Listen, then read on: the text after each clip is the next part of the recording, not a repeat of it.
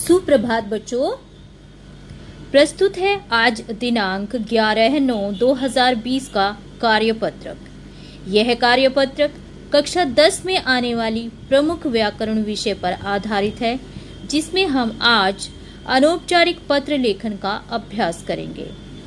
पत्र लेखन एक कला है और एक अच्छा पत्र लिखने के लिए निम्नलिखित बातों का ध्यान रखना आवश्यक है। जैसे पत्र की भाषा सरल, स्पष्ट व सरस होनी चाहिए। पत्र प्राप्तकर्ता की आयु, संबंध, योग्यता आदि को ध्यान में रखते हुए भाषा का प्रयोग करना चाहिए। अनावश्यक विस्तार से बचना चाहिए, अर्थात जितनी बातें आवश्यक है उतनी ही लिखी जानी चाहिए। पत्र में लिखी वर्तनी शुद्ध व लेख स्वच्छ होना चाहिए। जब आप पत्र लिख रहे हैं तो आपकी लिखावट इस प्रकार की होनी चाहिए कि वह पढ़ने वाले को समझ में आ जाए। पत्र प्रेषक अर्थात जो पत्र भेजने वाला है तथा पत्र प्रापक जो पत्र प्राप्त करने वाला है, उसके नाम, पता आदि स्पष्ट रूप से लिखे जाने चाहिए। पत्र के विषय से नहीं भटकना चाहिए, अर्थात व्यर्थ की बातों का उल्लेख नहीं करना चाहिए।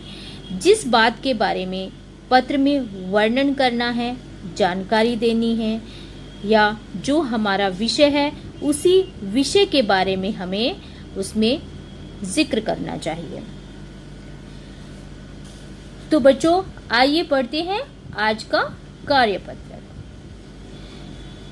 बच्चों, पिछले कार्यपत्रक में हमने अनौपचारिक पत्र की विशेषताओं के बारे में जाना था और उसे लिखने का अभ्यास भी किया था। इसी कड़ी में हम इस कार्यपत्रक में भी अनौपचारिक पत्र लेखन का अभ्यास करेंगे और आइए जानते हैं कि अनौपचारिक पत्रों में किस किस प्रकार के पत्र रखे जा सकते हैं। जैसे बधाई पत्र, शुभकामना पत्र। बधाई पत्र जब किसी ने कुछ अच्छा कार्य किया हो तो हम उसको बधाई देते हैं। शुभकामना पत्र जब कोई अच्छा कार्य करने जा रहा हो तब हम उसको शुभकामना संदेश देते हैं। निमंत्रण पत्र अपने यहाँ किसी अवसर पर किसी को बुलाने के लिए निमंत्रण पत्र दे सकते हैं। विशेष अवसरों पर लिखे गए पत्र, कुछ अवसर खास अवसर होते हैं जिन पर हम दूसरों के लिए कोई पत्र लिख सकते हैं। सांत्वना पत्र, अगर किसी ने कुछ खो दिया है, गंवा दिया है, तो हम ऐसी अवस्था में उसको सांत्वना दे सकते हैं। इसके लिए सांत्वना पत्र लिखे जाते हैं। अगला है कि किसी प्रकार की जानकारी देने के लिए, अगर कोई हमसे कुछ जानना चाहता है तो उसके लिए हम जानकारी देने वाले पत्र लिख सकते हैं, या कोई सलाह देने वाला पत्र भी लिखा जा सकता है। तो इस प्रकार के सभी पत्र अनौपचारिक पत्रों की श्रेणी में आते हैं। तो आइए जानें कि अनौपचारिक पत्र लिखते समय किन बातों का ध्यान रखना आवश्यक है। अनौपचारिक पत्र लिखते समय ध्यान रखने योग्य बातें।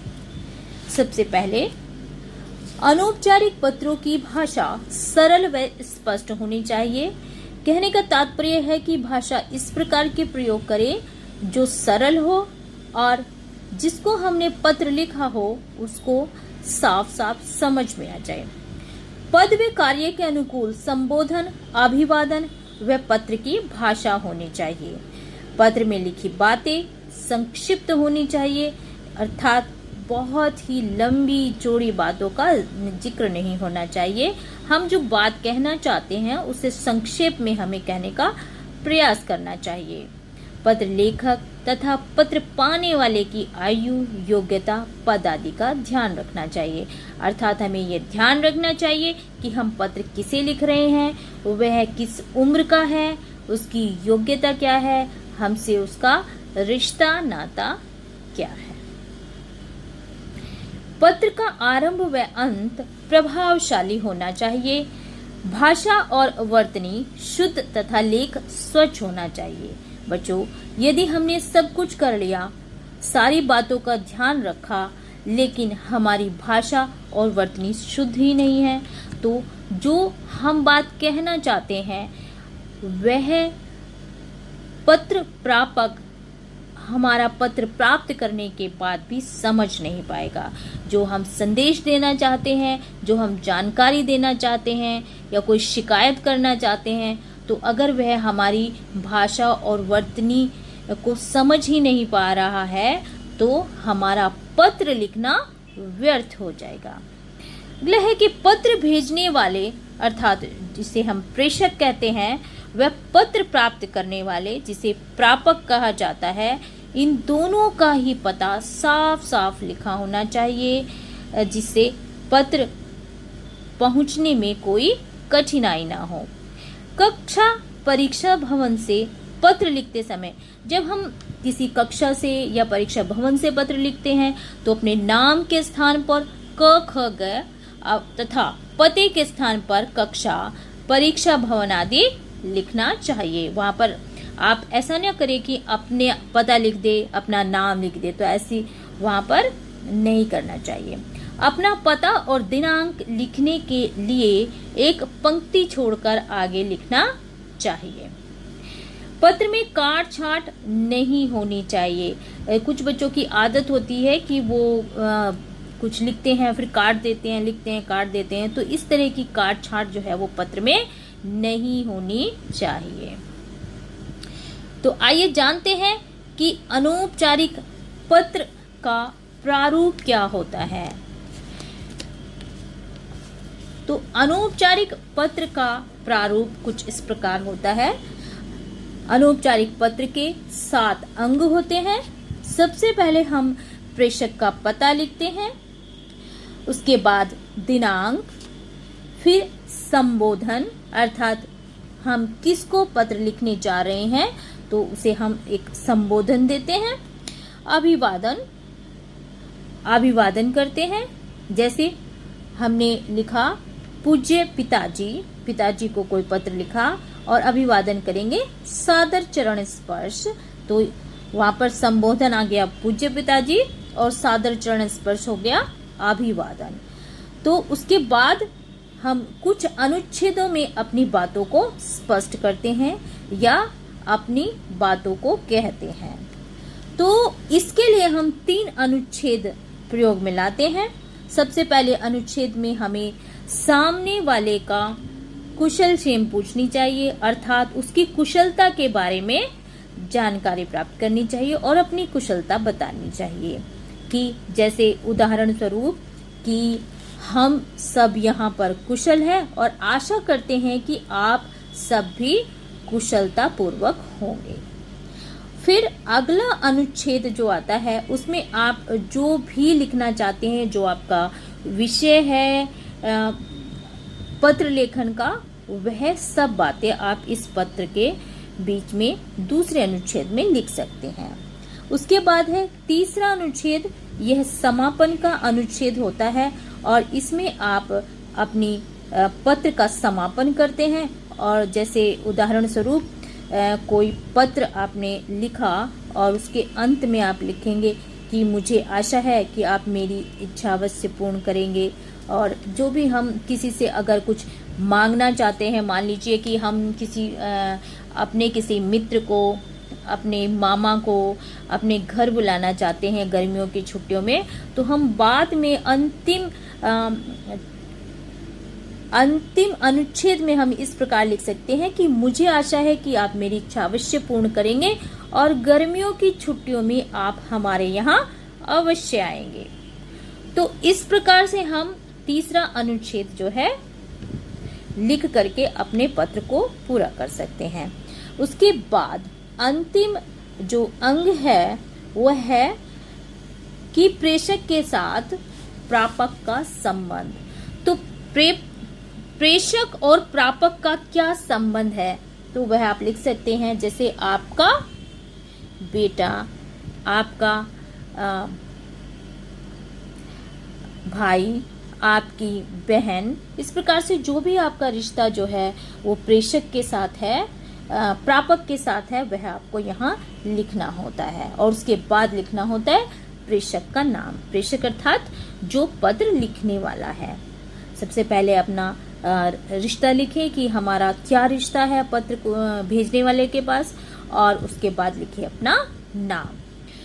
तो आइए जान लेते हैं कि आज के कार्यपत्रक में कौन कौन से प्रश्न हैं। तो सबसे पहला प्रश्न है कि 1 साल पहले आपने अपने पसंदीदा पुस्तक को अपने मित्र को दे दिया था और दुर्भाग्य से आपका दोस्त इसे वापस करना भूल गया है। पुस्तक का आपके लिए बहुत महत्व है क्योंकि यह आपको आपकी दादी द्वारा उपहार स्वरूप दी गई थी। अपने दोस्त को उस पुस्तक को वापस करने के लिए एक पत्र लिखें। तो यहाँ पर आपको एक पत्र लिखना है अपने मित्र को, जिसमें आप लिखेंगे कि वह जो पुस्तक लेकर गया है वह पुस्तक भूल गया है और उस पुस्तक की आपको आवश्यकता है, और आप उससे किस प्रकार भावनात्मक रूप से जुड़े हुए हैं क्योंकि वह पुस्तक आपको उपहार स्वरूप आपकी दादी ने दी हुई है। तो अब तो काफी समय हो गया है आपके मित्र के पास उसको रखे हुए, तो आपका मित्र उसे अब लौटा दे। तो इस तरह से आप अभ्यास 1 या प्रश्न 1 करेंगे। उसके बाद है प्रश्न 2। प्रश्न 2 में आइए हम देखते हैं कि क्या विषय में दिया गया है पत्र लेखन के लिए। तो कोरोना महामारी की वजह से लंबे समय तक आपने अपने सबसे अच्छे दोस्त या अपनी सबसे अच्छी सहेली को नहीं देखा। आपने दोस्त सहेली को याद करते हुए एक पत्र लिखिए।